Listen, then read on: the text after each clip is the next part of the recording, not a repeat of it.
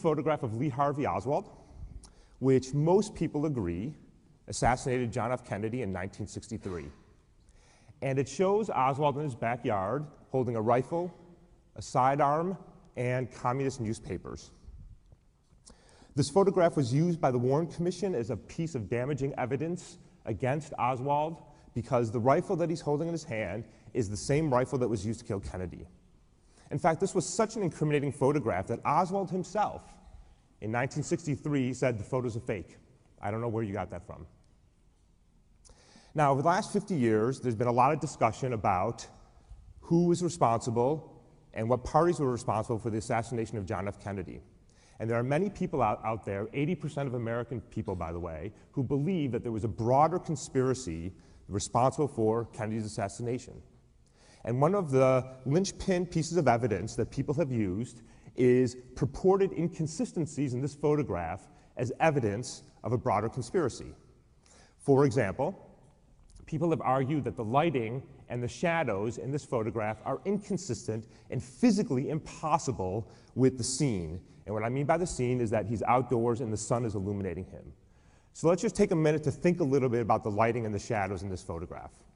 So here he is standing, he's outdoors, we have the sun, and I'm going to position myself roughly where he is. And look at the shadow on the ground, and you see it is being cast back and to the right. So if I ask you to guess where is the sun relative to him, you would guess something like this, up and to the left. And you'd probably guess that it's relatively low because that shadow is in fact quite long. Okay? So that seems like a reasonable first order approximation. So let's look at his face. That's a magnified view of his face. And now just focus on the shadow that his nose is casting. And ask yourself, where is the light that is giving rise to that shadow? Well, if you had to guess, you probably would guess that it's above, because the shadow is straight down, and it's quite long, in fact. So something seems wrong. This is impossible, because, of course, he's being illuminated by the sun. In addition, people have argued that there is a problem with the shape of his face. Shown in the bottom left is a mugshot of Lee Harvey Oswald taken after he was arrested.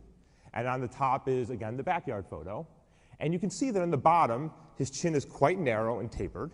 But on the top, it's very broad, considerably different. Okay? So we have a little bit of a mystery. And for the last 50 years, people have pointed to this and other issues in this photograph as evidence of a broader conspiracy to kill Kennedy, because after all, law enforcement produced this photograph.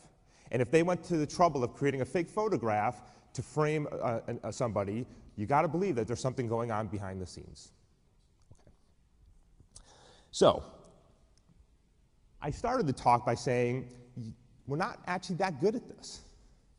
So how do we then reason about photographs like this with pretty serious implications?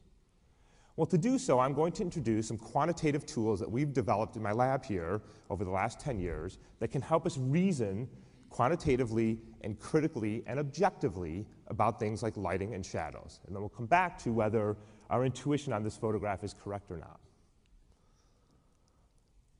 So here's a very simple scene. We are outdoors, and there's a golf ball. And if I asked you to guess where the light was that was illuminating that ball, you would probably say up and to the right.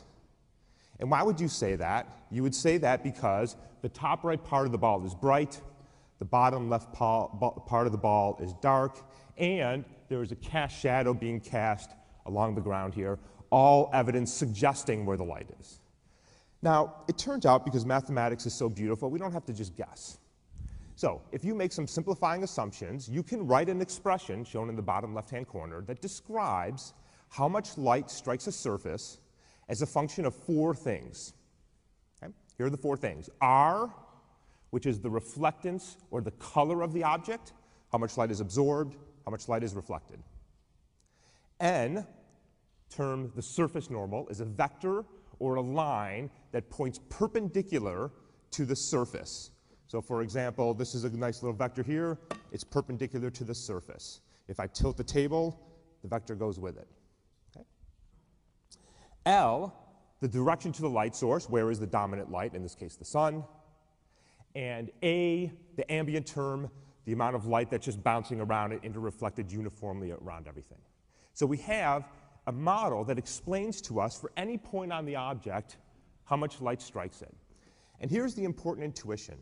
This little expression, n dot L, termed the inner product or dot product of two vectors, you're wishing you paid attention in algebra right now, is proportional to the angle between the vectors. And what that means is when the surface points towards the light, you are the brightest, and as I turn and turn and turn, it gets darker and darker. Okay? So, and the reason, of course, that the bottom of the ball is not black is because we have this overall ambient term that is illuminating it. So, we now know how to quantify how much light strikes an object, and we know that it's proportional to the thing we care about. Where is the light? Because once we know where the light is, we know where the shadows are. That's simple geometry. Okay, so how do we do this? Well, here's the problem. I need to know something about the shape of the object. That n there is a vector that is perpendicular to a shape. But when I take a picture of that, I've lost that information. I have a two-dimensional image of a three-dimensional world, and I've lost all information about 3D geometry. And now you're in trouble. Fortunately, the picture of Oswald is not arbitrary. It's of his face. And it turns out we're pretty good at generating 3D models of people's faces for the following reason. These are the mugshots of Oswald. It shows a profile view and a frontal view of him. And you can see, at least intuitively, that there's a fair amount of information here about the shape of his head.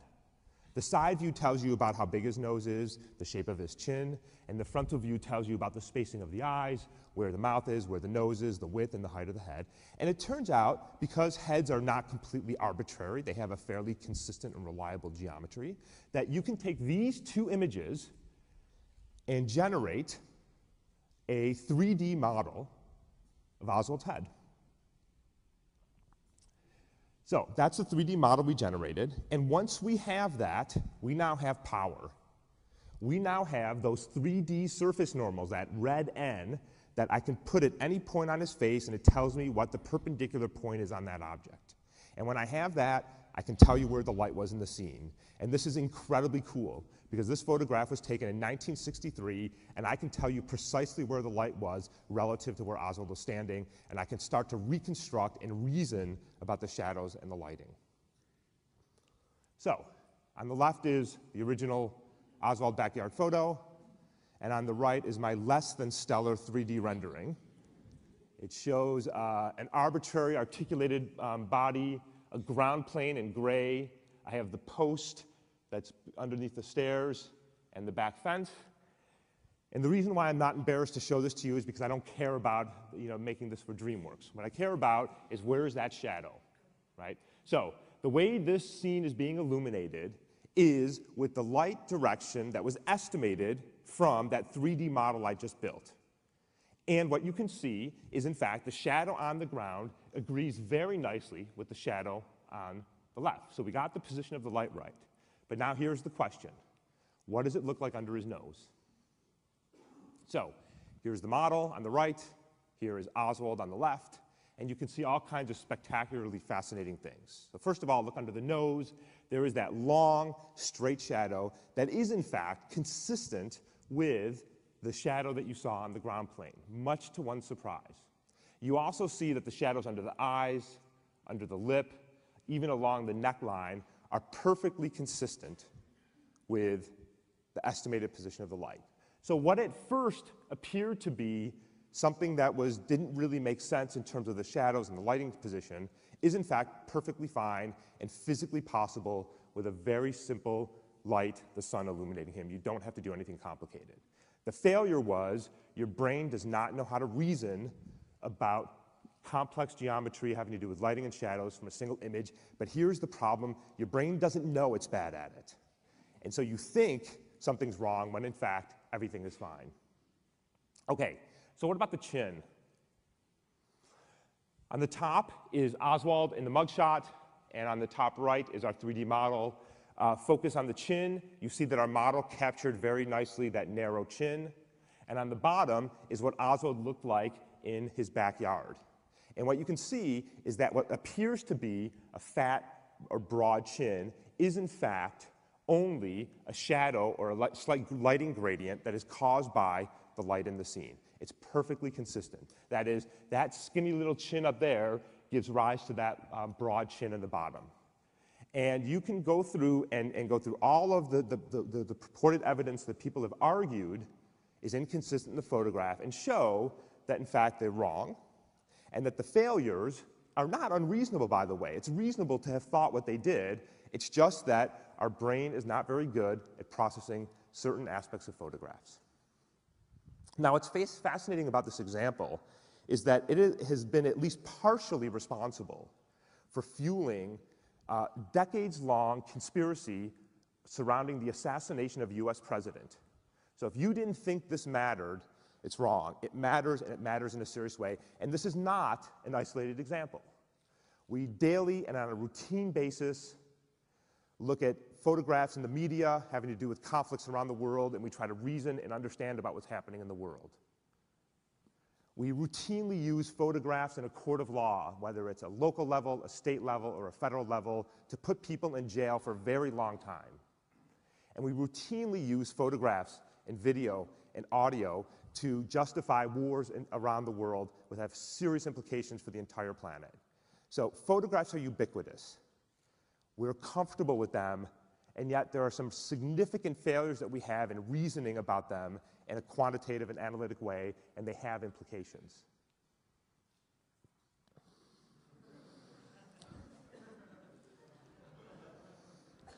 So I guess the theme of this conference is you may not have realized. So here it is. You may not have realized, but what you see in a photograph is not always what it appears to be. Thank you.